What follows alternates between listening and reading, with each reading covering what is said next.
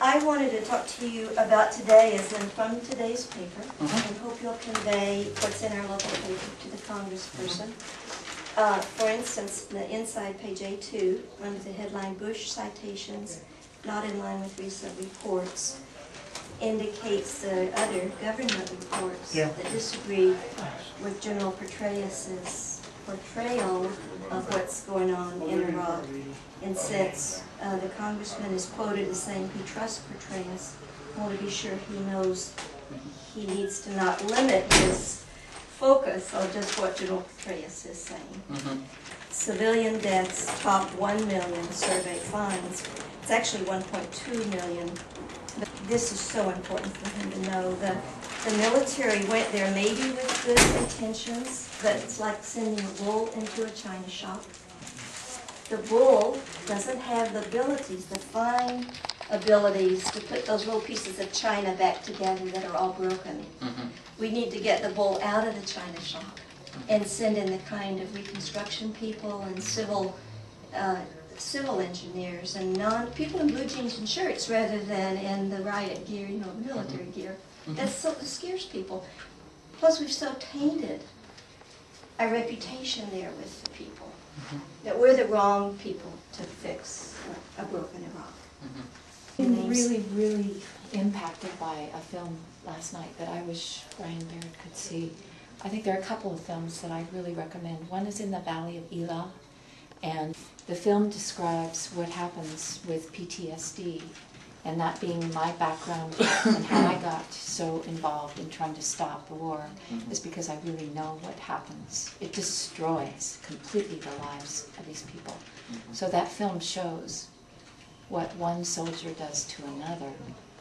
The other film that we saw last night is No End in Sight.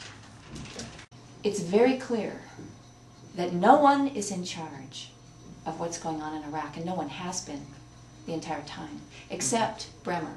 Bremer was totally in charge of the CPA and listened to no one and made the 3 worst errors that could have been made, because when he fired all of the military had the Iraq military had 500,000 men.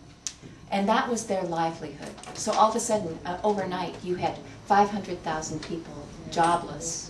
And the rage that comes from robbing people of their jobs. And then you had 200,000 more who ran the infrastructure.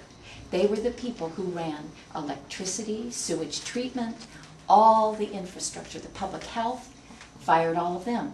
So my question to Brian Baird in viewing this film is the only reason that where he stands on keeping the occupation going is so far-fetched to me. It is so like from Mars.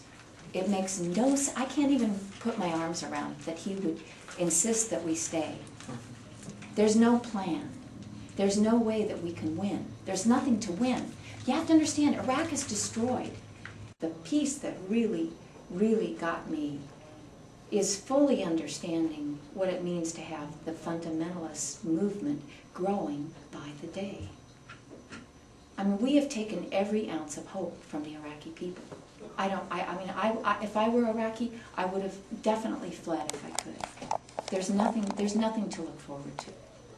There are no jobs. They say in the film 50%, the guy thinks there are 50% unemployment. I've heard 70% is more accurate.